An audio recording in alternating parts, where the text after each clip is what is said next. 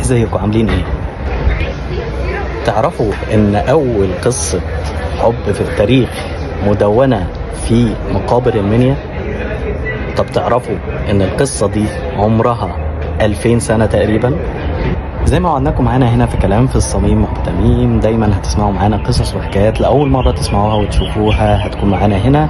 ما تنسوش قبل ما نحكي قصه النهارده لايك وكومنت وشير في كل مكان، وتشتركوا معانا في قناه اليوتيوب، وكمان تدخلوا على صفحتنا وتتابعونا عشان توصلكم كل جديد وكل القصص والتفاصيل اللي احنا هنتكلم فيها، والتفاصيل كمان اللي مش هتلاقوها عند اي حد غير معانا هنا. ويلا بينا، هابي فالنتاين داي، ونحكي لكم قصه النهارده غريبة ومش هتسمعوها غير معانا هنا في كلام في الصميم مع ابو تميم. ويلا بين الأميرة أزيدورا وبين أحد أفراد الجيش واللي كان اسمه حابي. إيزادورا كانت أميرة من أصول إغريقية وابنة حاكم إقليم اسمه أنطونيو بولس. الإقليم ده اللي اسمه حاليا قرية الشيخ عبادة التابعة لمركز ملوي، أحد مراكز محافظة المنيا. الأميرة دي وقعت في غرام أحد أفراد الجيش واللي كان اسمه حابي، وده كان شيء مش طبيعي بالمرة.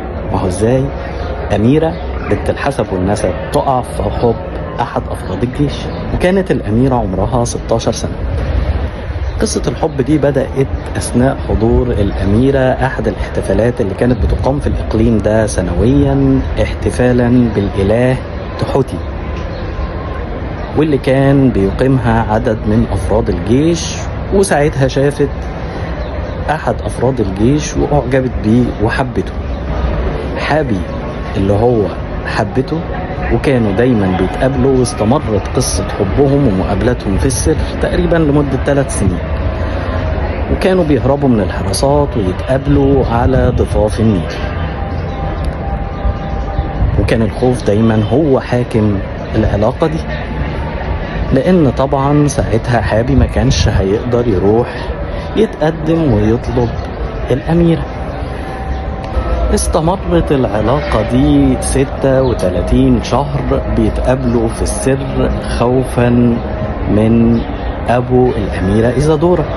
ولما عرف والدها المقابلات اللي بتتم في السر بينها وبين حابي، قرر إن الأميرة ما تنزلش من بيتها خالص إلا في وجود الحراسات حواليها، ومنعها من ان هي تقابله خالص.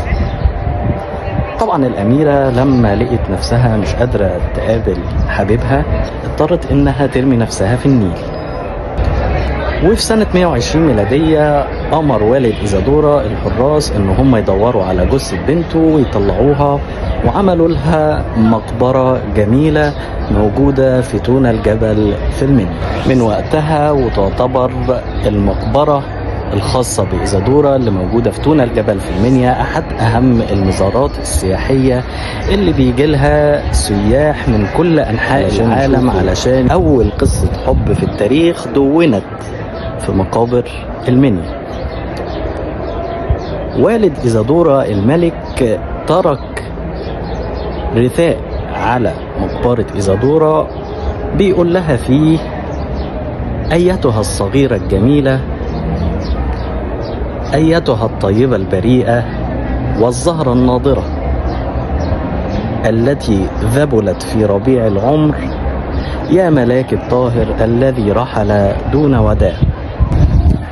ودي كانت أول قصة حب في التاريخ على مقبرة الأميرة إيزادورا اللي حبت حابي وما قدرتش ترتبط بيه عشان هي بنت الملك وهو أحد أفراد الجيش الغلابة.